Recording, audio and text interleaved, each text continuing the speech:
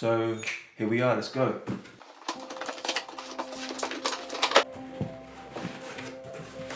Cheese! Here it is. One-way ticket to India, boy. Yeah, I love it. I love it.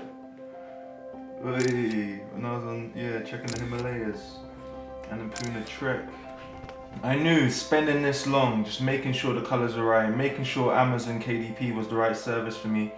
I knew it was gonna be good, but I don't know, it's a nice feeling when you actually get to see it in 3D and it's actually out.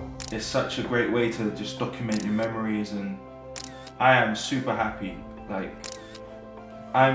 It's even better than, I knew it was gonna be good, that's why I hit the publish button, but I'm just feeling gratitude right now. I'm just feeling grateful, and I want to go on more adventures. I want to go on more adventures, to be honest.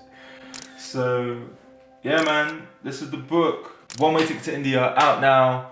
If you like the vibes, if you like some of the photos, cop it on Amazon, wherever you're at in the world. Let me just double check where this was printed. These were printed in Poland. Honestly, guys, if you like what you see, I appreciate your support. That's it. One-Way Ticket to India, out now. Peace.